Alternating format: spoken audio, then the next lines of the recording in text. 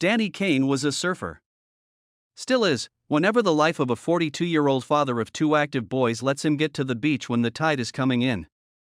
Sounds like a lot of variables, but actually Danny gets out a lot. You see, Danny is Mr. Mom. Not exactly the Mr. Mom of movie fame, yet just like the character played by Michael Keaton, Danny is a stay-at-home dad. The big differences are that he doesn't have any interest in the neighborhood Cougars, and he didn't lose his job.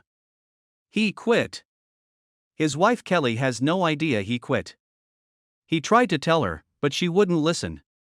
Her mouth flew a mile a minute about measures they would have to enact to afford living on her salary alone. Her boss had recently offered a full-time position supervising a creative team which would pay her a lot better, but she had turned him down. She was concerned that her boss still wanted her. That would mean travel. She was concerned that the boys' needs couldn't be met by their flaky father. In short, she was furious, and never listened to the whys and the hows behind Danny's plan. When she commanded him to become Mr. Mom, he didn't blink an eye. In fact, he smiled. It fit right into his plan.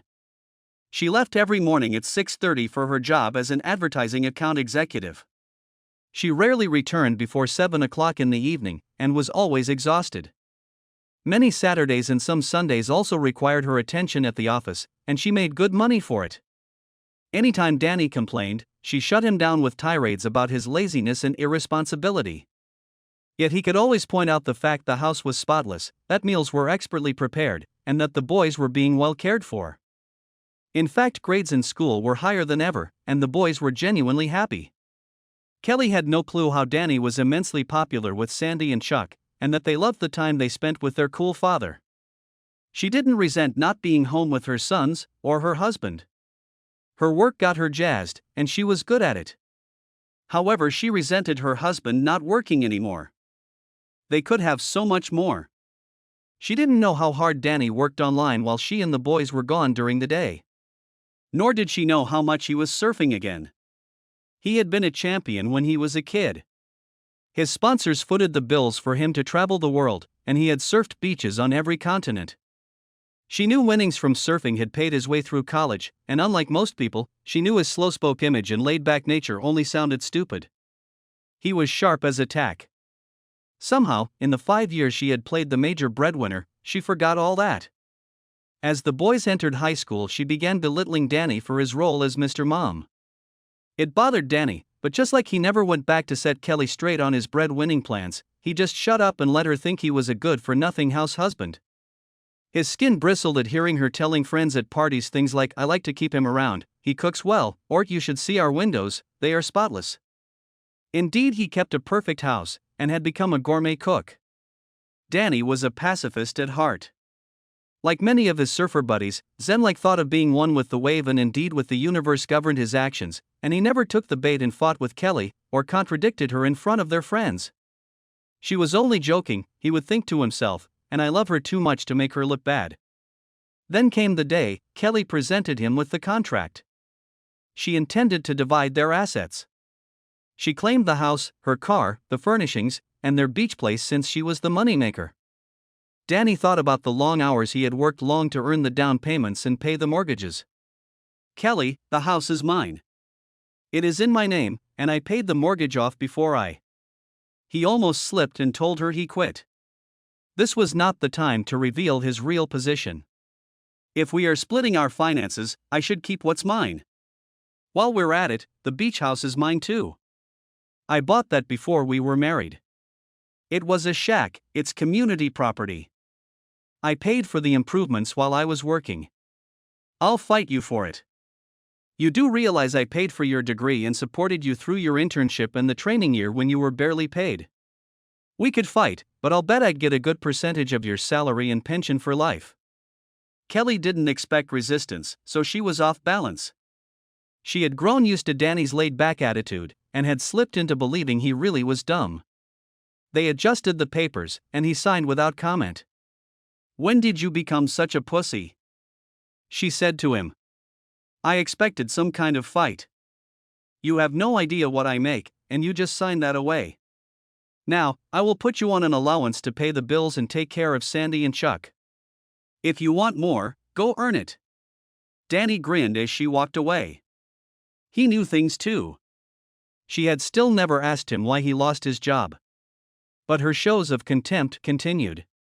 Digs, humiliating digs, became common even around their boys. Sandy and Chuck tried to get Danny to stand up for himself, but he would just smile and say it all happens for the best.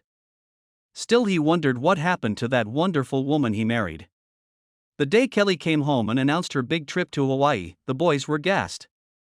Plans to surf, and climb the volcanoes, and check out the girls on the beach flew around the dinner table. Danny was excited too. Hawaii was home to his favorite surfing memories, and he had been making big plans of his own to get his boys there and in the water. That sounds awesome. I know so many great places to go. You can't afford it. Danny was dumbfounded.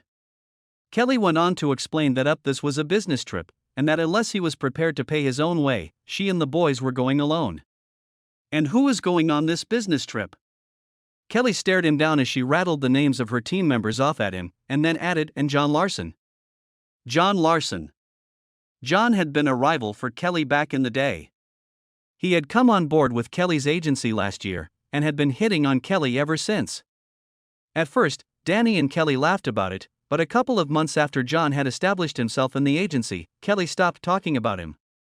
Shortly after that, Kelly's contempt of Danny and his chosen career as professional dad ramped up to what now appeared as hatred.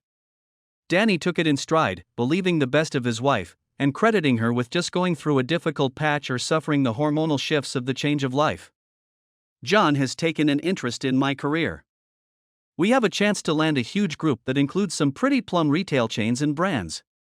He is letting me take the lead, which could land me a huge bonus. And what does John get out of it? You may never know, Mr. Mom, you'll be here dusting my knickknacks. Weeks passed, and the day came for the family to fly out. John picked them up in a limo. Danny sat at the base of the stairs watching Kelly struggle with her overpacked suitcase. He giggled as her foot twisted and the heel snapped off the hooker pumps she was perched upon. She cursed a blue streak, and John came running down to help her. He and Sandy wrestled her bags to the car as she limped to the door. She knew better than to admonish him, but couldn't resist a dig when John appeared to help her to the car. Have a nice time when I'm gone. Maybe you could wash the windows, clean the carpets, do some of the big things you need to do. Good luck on your big deal, Danny replied with a smirk on his face. Kelly couldn't read him, and the smirk confused her. What does he know, she wondered. As she walked out, John looked back and said quietly so Kelly couldn't hear, "Say goodbye, Mr. Mom, she won't be coming back to you. She needs more than you can give her." As the limo drove off with his wife and sons, Danny walked around the house locking windows and putting things right. He set the alarm and closed the door as a chauffeur opened the car door for him. The chauffeur greeted Danny like the old friend he was. Sandy and Chuck had settled into a waiting area while their mom and John went off to grab a drink. They were both wary about John's intentions towards their mom, but had discussed several ways to keep them from being alone on the trip. They had decided it would be better to chaperone in Hawaii than to be left at home where they could do nothing to keep their mom in line. Suddenly they heard someone yell, "Hey! It's Sugar!" And a pair of Honolulu-bound 30-somethings moved down the walkway. A small group of travelers gathered around someone who was apparently signing autographs. They thought nothing of it until the group dispersed and a tall blond man in a sport coat and flip-flops strode towards the lounge and turned into the first-class club.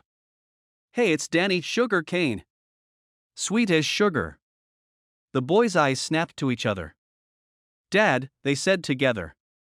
Their faces broke into a grin. "He's not done yet. It's about time."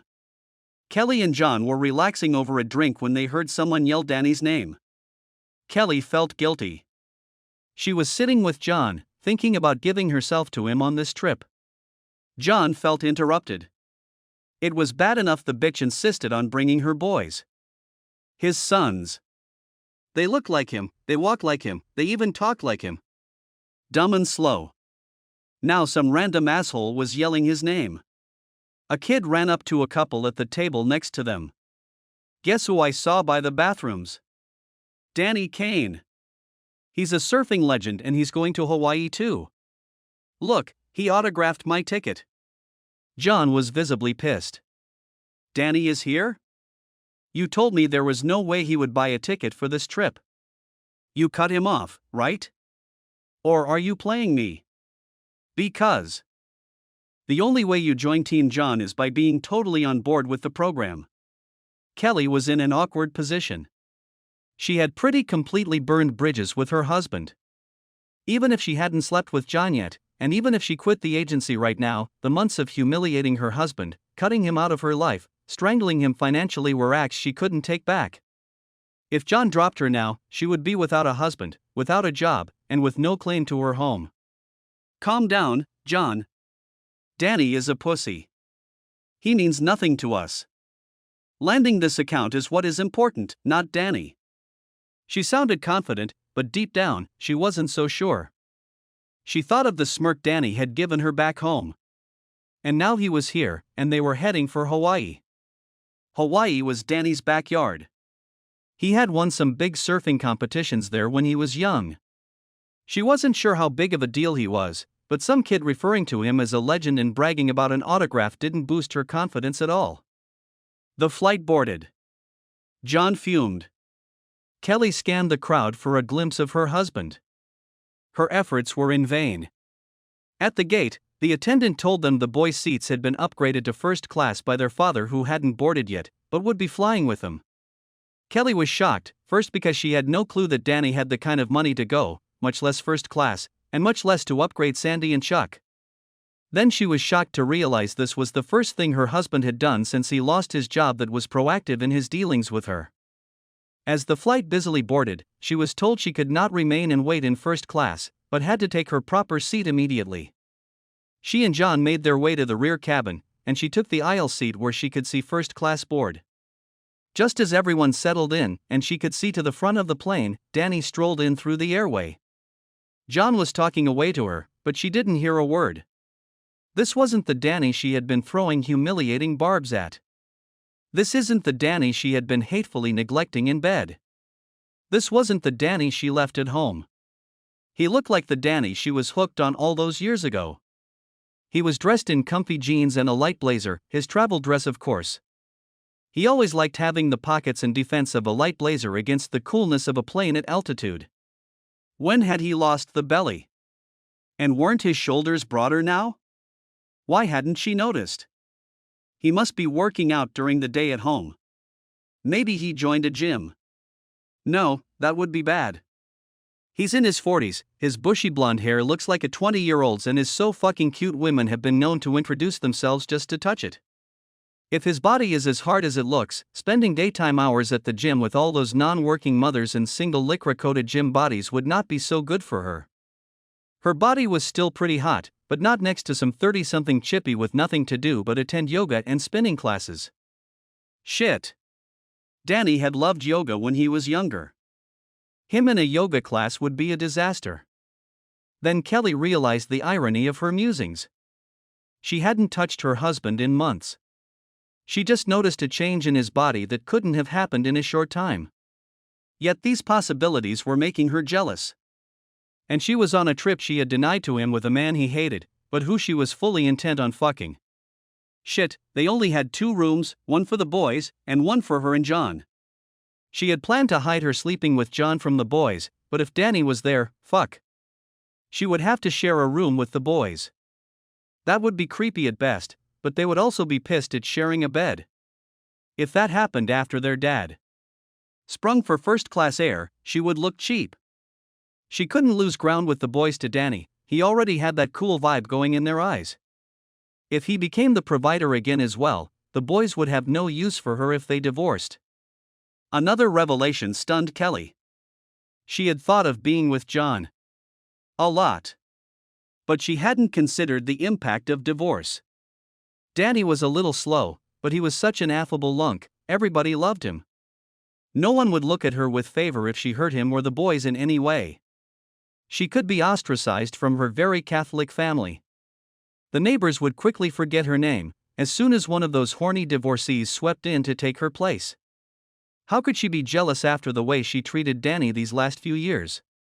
Suddenly she was struck with guilt and felt compelled to speak with Danny. But no, There wasn't time. The plane began to taxi, and the flight attendants ushered everyone to their seats to start the pre-flight safety speech.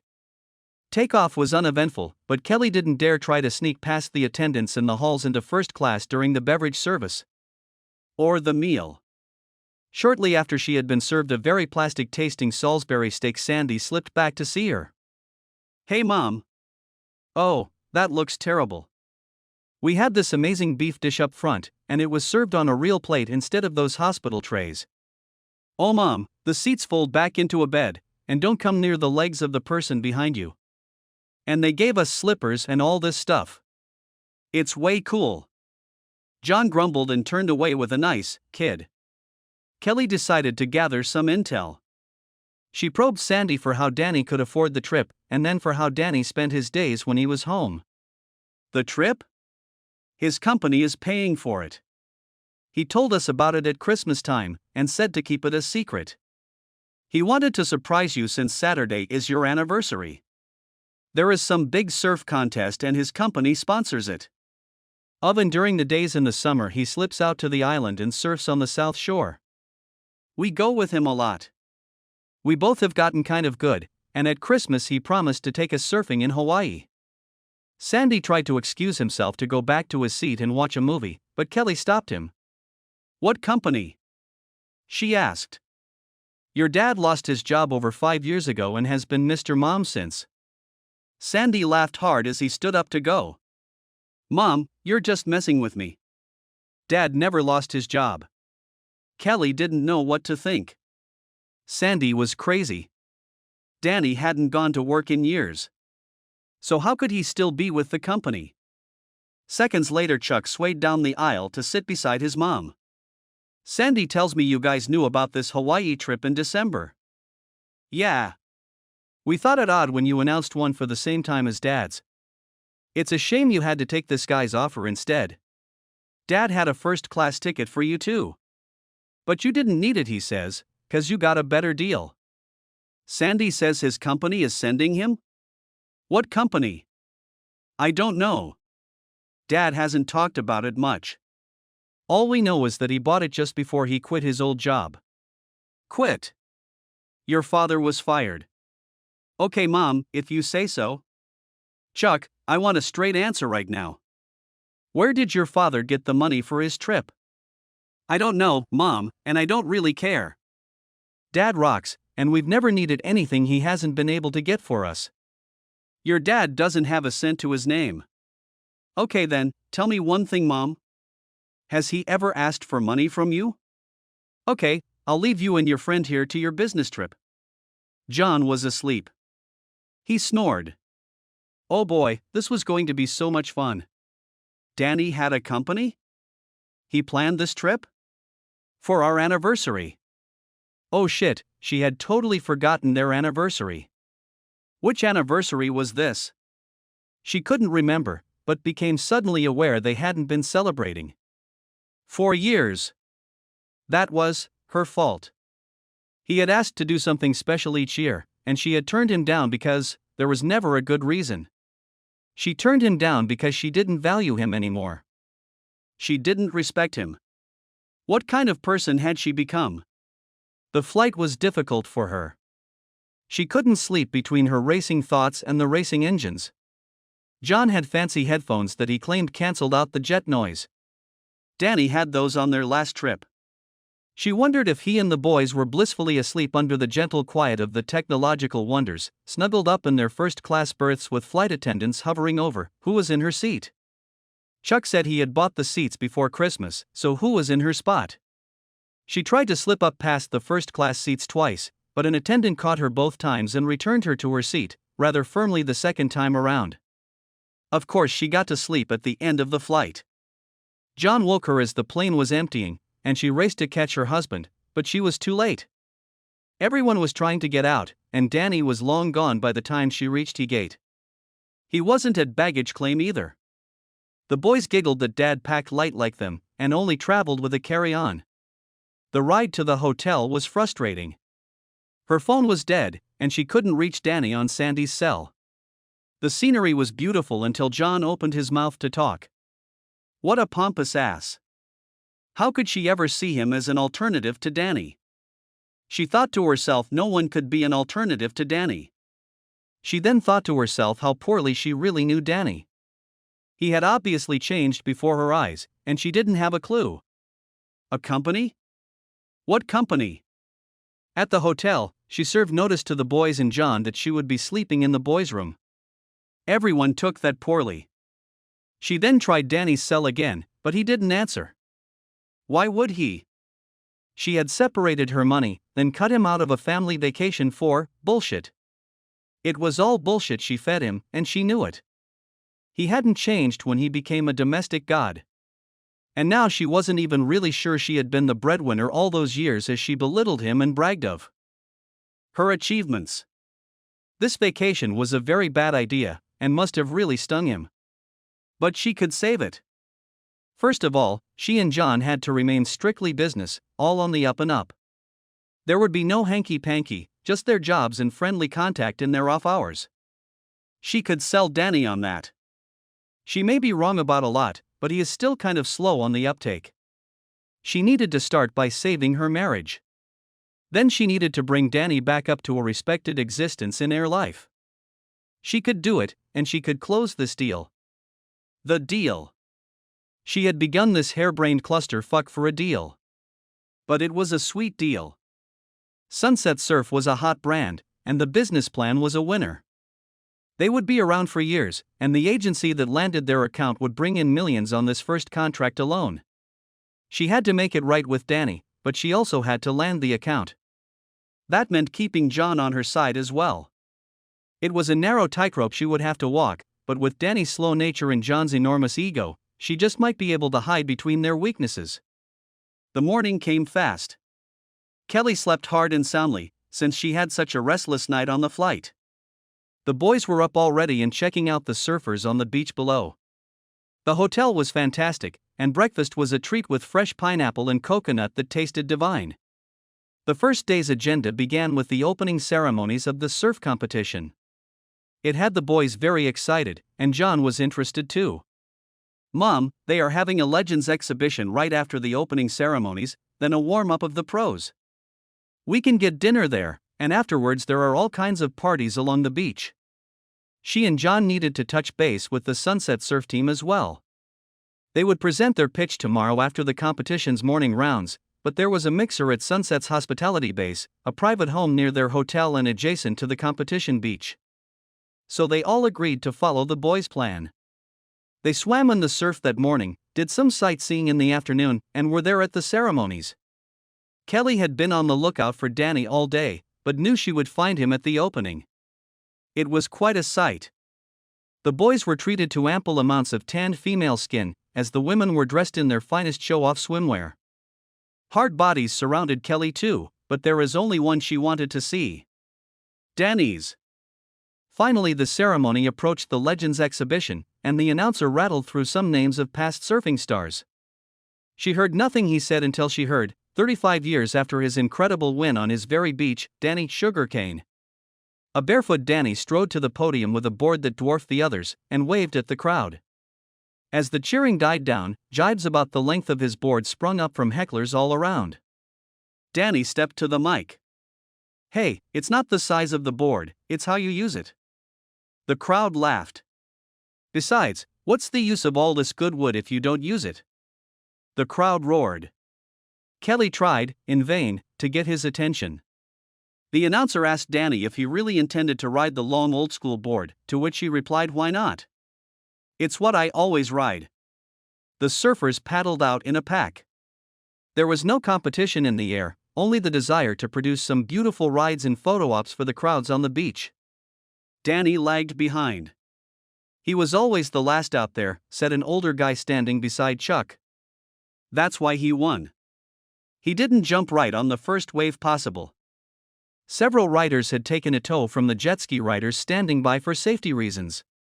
They were finished with first runs before Danny was in place. The whole pack but Danny tried to get up on one particularly big swell. Danny bided his time. "He surfs as slow as he thinks," cracked John. "No, he surfs slow because he thinks," said Sandy. "Watch this." With all the rest out of his way, Danny paddled right onto the biggest swell of the day and owned it. While the younger surfers worked the wave hard, shredding. Danny's ride was a spectacle of grace and style. He dropped into the tube just right, and the longboard accelerated through the tunnel of water right ahead one of the photographers who were documenting the legends. He was deep in the tube, encased in a peaceful cocoon of seawater that belied the roar of the surf outside and the crowd on the beach. Everyone waited on pins and needles for fear the wave would collapse on him and spit him out the other side, but he defied their expectations for disaster when he rocketed out of the wave and carved his way elegantly to shore. He stood the board all the way into the shallows, and strode up the beach where he was met by an "oh dear" with a wireless mic. "Danny, that was amazing. No one can surf that way nowadays." "Sure they can. They just don't. How do you do it, staying so calm and riding so strong?" "Yoga. It clears your mind. Surfing is about joining a wave, and letting it play with you as much as you play with it." "Are you done? Aren't you going back out?" "No. That ride felt wonderful. I don't want to spoil it with something less." "Really? We only get to see one run from Sugar Cane and his longboard? Tomorrow is another day. Today, that run is all I can say." The young surfers in the crowd were stunned. They wanted more. The older guys just smiled. They had just seen a surfing god at his finest. Kelly tried desperately to get to Danny, but the beach was closed to the public beyond a point. Danny strode along while she fought the crowd to catch up. His body was better than she suspected, and his strong legs easily navigated the sand. His broad back was easy to spot, with its deep tan. His muscles rippled as he easily carried the heavy longboard. Far ahead, she saw Danny enter the crowd and be swallowed up by adoring fans. She tried to wade through the bedlam, but when she got to the middle of it all, he had gone. However, his autograph was being shown by dozens of adoring fans, especially several young girls whose large, perky breasts, supple thighs, and flat stomachs bore Sharpie marks in his trademark flair of a signature. It was evident Danny would not lack for companionship in this crowd, and probably not in any crowd for that matter. This would not do. She woke up this morning planning to sleep with another man. She woke up this morning planning to leave her husband behind. She woke up yesterday morning believing he was nothing, no one of consequence. She woke up believing she was socially invincible. She was smart, beautiful, sexy, successful, and financially secure. Now she saw herself as foolish for ruining a perfect marriage, feeling about to be left behind, inferior to her beautiful husband, jealous of his attention to other women, and in danger of losing her job if she didn't either sleep with her supervisor or deliver an amazing account opportunity. Oh, the difference a day makes. Her phone dinged. A text had arrived. It was from Chuck. "Did you know Dad has a house here? It's right on the beach, so we're going to stay the night and catch the early tide." She was also alone. Worst of all, her boys would not be with her to vouch for her not sleeping with John. Morning broke on the second day in paradise, and Danny and the boys had already been surfing, along with all the competitors warming up on the early waves. The sun wasn't fully up yet, but the three were pleasantly exhausted from their pre-dawn fun. Back at the house, there was a sumptuous buffet that Danny's company had catered for Danny and the other corporate bigwigs staying there. The boys ate their fill and retired to catch a few more Z's. The other officers of the company drifted in one by one and talked over the events of last night. Everyone, whether a surfer, skier, or skater, raved about Danny's ride, which was now as great a legend as his win here 35 years ago. They talked of their evening preliminary meetings with the contending ad agencies, and to a person liked Kelly's team the best, though they hadn't met Kelly or John yet. They also agreed it was too beautiful a day to be cooped up in meetings until the late afternoon competition runs, so they scurried out to the beach with kayaks and boards, and got out on the water. The afternoon meetings weren't awful. They had scheduled a brief presentation from each advertising firm, after which they planned to adjourn and examine the pitches before watching the preliminary competitions. They would save Q&A until tomorrow and hear a final pitch from the two finalists the following day. The teams arrived one by one and presented their pitch. Kelly's firm came last, and she made a beeline to Danny when she entered the house. "We have to talk," she began, but got no further. Danny's corporate attorney intervened. Ms. Allen, he began, using her maiden name. It's Mrs. Kane. She corrected him. No, he responded. Sunset Surf places a high value on ethics, both in business and in our personal lives. That is a large part of our corporate philosophy, and a large part of our expectation of our contractors. Surfers and skaters are most of our core market, and it's a population that is often seen as a little renegade. Our owner is a surfer, but was always a proponent of a clean life, including a clear conscience and a controlled temperament being the key to success. We know who you are, but unless you present this without any reason for favoritism, your bid must have disqualified. So you can't be a wife here, you have to be an ad executive. Kelly bit her lip, while Danny turned to take his seat in the presentation room. John moved in and stepped between Kelly and the lawyer. Kelly, they are the client. It's their party, we play their rules. The lawyer turned to take his place with the other Sunset Surf officers. You didn't tell me your little man would be here, we are not prepared for this. You need to let me take the lead. I don't think so, called out a voice from the other room. Sir, you need to withdraw or your firm will be eliminated now. We will not negotiate or grant a contract to anyone who belittles our owner by calling him things like little man. Angel Carter was famous for two things in the Sunrise Surf family. She was the youngest officer of the board, and was renowned for her snowboarding aerials, having won several gold medals at X Games, and an astoundingly sensitive ear, being able to clearly hear the softest sounds. You're kidding. No sir, I'm not. Mr. Kane has authorized me to use what I hear to ensure we are being treated honestly and with respect. Referring to him as little man is quite contemptuous. I will be reporting this to your president. You have a choice right now. Leave alone, or take your creative director and her team alone. John laughed. Kelly presented, and her team rebounded from John's gaffe with class. Kelly was nervous and obviously unsettled, but her team took over in Wild Sunset Surf. They left quietly, but feeling very good. They decided to gather at the hotel and plan their follow-up strategy.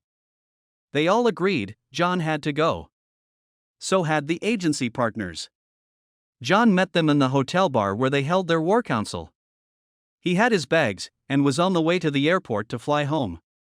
He made his apologies to the team, and asked Kelly if he could speak with her privately.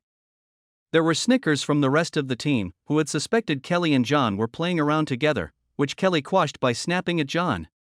No. I don't know what you thought would happen by insulting and down-talking my husband. His company took a perfect approach to the possibility of a conflict of interest by dealing with us on our merits, not a marriage. You didn't even know that. That he owned this company. That he owned anything. Thank you for reminding me, John, I needed that. It's to my shame that I've been so blinded by my work I never had a clue how successful my husband was. I laughed with you about the Mr. Mom jokes, and even took that home where I treated him with utter contempt. I even belittled the man in front of his sons. Boy am I proud of how I've acted as his wife. We are lucky to still be in this. So if you all really expect to win this account and earn your bonuses, get your A-games ready for tomorrow. And John, go home. Don't let Danny even see you. Oh, and John, don't ever speak to me again. John laughed. Again. They made it out for the final surfing rounds. Danny was out on the beach, working the crowd with autographs and free Sunset Surf t-shirts. It was a young, kind of wild crowd, and one young thing after another presented Danny with a Sharpie in her cleavage for an autograph. Everywhere she turned, people talked about him, and his increasingly legendary old man ride. In her frustration, she pulled out her phone and sent him a simple text. Sorry. She didn't expect an answer, and found a piece of beach where she could enjoy the late-day sun and the busyness of the event. As she watched the surfers, things Danny had told her over the years finally made sense. Each wave was alive, and each wave was different. She saw how a surfer might find the wave and be one with it, or completely misjudge it and wipe out. Suddenly she saw surfing as a metaphor for life. It wasn't enough to just spot the wave and jump on, you had to join it, sometimes going where it sent you, and sometimes letting it pull you against the grain. Either way, it would take the clear mind, the calm spirit, and the vision Danny strove for in order to survive powerful chop, and both took courage and conviction to stay balanced on the largest and fastest waves. Kelly felt better and better as she let her mind surf her predicament. The competition over, she walked towards her hotel, ready for a lovely meal on her room's porch overlooking the beach through sunset. She sent a second text. "Please join me for dinner after your decision. I have so much I need to say. I want the boys there too. I have much to say to them too." The next day, Kelly's team was waiting for her at Danny's door. They walked in together, proud and heads held high. They passed the sumptuous buffet spread and gathered in front of the chairs where Sunset Surf would sit. Kelly gathered them, had them join hands together, and instructed them to focus. "Close your eyes, please. Empty your mind, and breathe deeply. Feel the energy of your colleagues gathered in our hands. Tap that power to make yourself whole.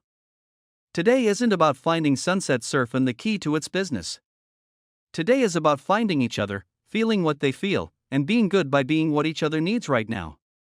If we're good by being together, Sunset Surf will want to join us, because we will feel right to them. If they don't, it's because we are not right for them and we can't work as one with them. If that happens, we smile, and we go home to be better next time." The group continued to meditate until Kelly heard the Sunset Surf team sitting down. She turned to see Angel Carter smile at her and give her a discreet thumbs up. She was on track, and it didn't matter. What mattered to her is that her team had taken their seats and were still holding hands. "Yesterday was interesting. I saw some amazing sights. I learned to better appreciate the sport you so love by watching some amazing surfers.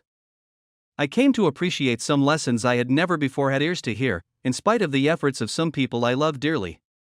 I am seeing things very differently than in the past, and because of that I am going to conduct business differently. We will participate in your Q&A, but will not represent our pitch tomorrow. It wouldn't matter. I have the best staff I can imagine behind me. If we cannot convince you how well we would perform for you if awarded this contract by the end of our Q&A, we don't deserve your business. Instead, I would like to invite you to dine, as my guests with my staff tomorrow night, and have a chance to get to know each other on a personal level, however only if you have already made your decision on the contract. The world needs more friends, but we don't want to play on your friendship for business. To that end, this dinner party will be strictly non-business. No shop talk allowed. Dress casual, we will be dining on the beach, where the hotel will be roasting a pig for us in the traditional style. Family members are more than welcome, we are eager to meet them. Now, ladies and gentlemen, we are happy to entertain your questions and comments." The first began, Mrs. Kane, and stopped himself. He barely got the Ms. out of his mouth when she stopped him. "Kelly. I'm just Kelly. No Mrs. or Ms., and I plan on dropping the last name entirely. Using it right now would be wrong on so many levels, both in a business sense and personally. My maiden name is far in my past, in a place I don't want to go back to.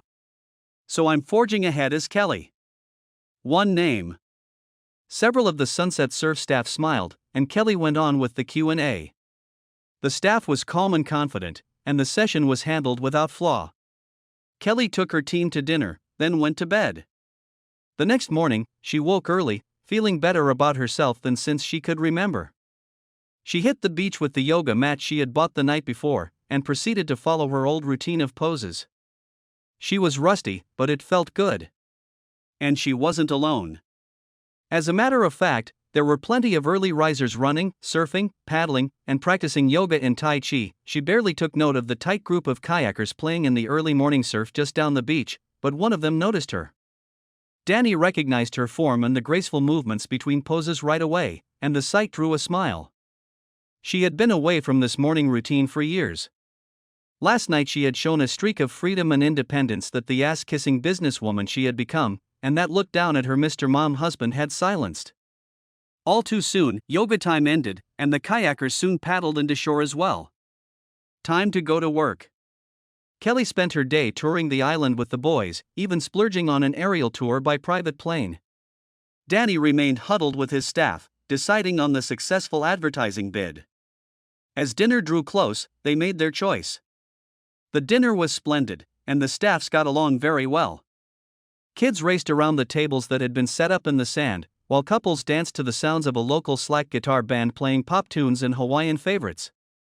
Kelly floated along, taking an interest in everyone. She delighted in watching her boys flirt with the teenage girls that were present, and snickered to herself when she realized hers were the only teen boys there to occupy the attentions of a half-dozen gorgeous bronze-skinned beauties their age. Not that they needed the monopoly. Her boys were gorgeous. They were personable and charming and would have no trouble winning female attention in any situation. They were in every way their father's sons. Kelly felt suddenly empty. She missed Danny. It had been months since they had been civil, and longer since they had been intimate. It had been even longer since they had been happy. She knew where it had gone wrong, when he had lost his job. She had been harsh. She berated him constantly with humiliating remarks about his Mr. Mom status. She could see now why he hadn't cared. He must have been working all along, building his own company. All along as he was becoming a captain of industry, she jibed and goaded him until she believed her own rhetoric, and he became less of a man in her mind. She thought back to the company happy hours when the pussyhounds among her colleagues tried to seduce often making fun of her husband's inability to provide for his family. She had adopted their sneers when she related how ashamed it made her feel to Danny as soon as she got home. She remembered making fun of him at neighborhood gatherings and picnics, in front of family members at weddings and graduations, and even in front of her own boys. His sons. Oh my God, what did I do? No wonder the boys always want to spend days off with Danny rather than me. Oh Danny, why didn't you tell me?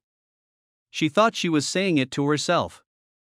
She thought she was alone, just on the outskirts of the light from the party. She should have been able to say it without being overheard. The sounds of the surf in front of her and the party behind her should have easily masked her questioning voice. But Danny was close. He always could sense when she needed him, and that night was no different. She felt his breath on the back of her neck before she heard his voice. I tried. His arms wrapped around her and she recognized when she made her error as clearly as if it were a play staged before her eyes. He was excited when he came home. He lost his job. No, he quit. He couldn't quit. They needed the income. His job was too important. Then she saw how frantic she had been, while he had tried to explain. He had told her. He started a business. He had been investing bonuses for years, and was starting a clothing line. She could see herself dialing her cell like a possessed woman trying to get a hold of her boss. She needed to change her mind on his offer of a promotion, more pay, lots more pay, better benefits, longer hours, travel. She reached him, she took it and she never looked back. She left Danny. She never cheated, though she had turned down countless offers. She could have slept her way to anything, but she loved Danny. She hated him losing his job. No, he quit. Damn it, he quit and I never found out why. She squirmed out of his embrace and berated him for lying to her. I never lied. I never hid anything. You didn't want to listen. I told you, but you didn't want to hear. So I gave up, and went my merry way. I'd been building the business for years. I owned several small companies, textile mills, clothing factories, a small sporting goods chain, and even a trucking company. When I was able to buy a design firm, I decided it was time to put the pieces together. Did you even notice I never spent any of the money you gave me for running the house? It's all still in the bank, earning interest. A cheer erupted from the party, and Kelly looked to see what was the cause. You won the contract. I asked Angel to announce it to your people while I came to tell you. Congratulations! Your bid was great, especially once you all relaxed. Scenes of the last years played in her mind, as if racing to be the scene to make sense of it all. She was ashamed. I didn't cheat. She turned to look at her husband, and found herself swimming in the pools of his loving eyes. I certainly disrespected you. I talked you down behind your back, then made fun of you to your face. I even did it to the boys. I did things with other men a married wife shouldn't do. I hugged them too closely. I danced too closely. I told secrets. But the only time anyone kissed me on the lips was under the mistletoe, and the closest I got to cheating was on this trip. What are the odds you would be on the same trip, for the same reason, and be on the other side of the table. Danny smiled and looked out at the rolling surf. No coincidence at all. We pitched the account to your firm. We told your boss to have everything ready so we could meet here. So by the time I announced your family vacation without me, I had already booked the trip. I knew you hadn't cheated, and I wanted to win you back on my turf. I also knew you had done things that were wrong, even if not technically cheating sexually. I wanted you to see me like you used to. I wanted us to be us again. Last name or not, come home. Be my wife. Kep looked up at him like she couldn't believe it. Come on, he said. What are you waiting for? It's me, only better. Better? Yeah. You can have what all these beach honeys want. Danny Sugar Cane. Surfing legend. She gave him a playful punch and grinned. No? Okay, how about this? Danny Kane, eternal beach bum? She shook her head no. Danny Kane, master of the Hawaiian barbecue? No again. Danny Kane, world's greatest dad? She smiled and stood on her toes to kiss him. Danny Kane, world's best Mr. Mom? She slugged him again, but kept kissing him. Okay, then this time, I'll keep my job.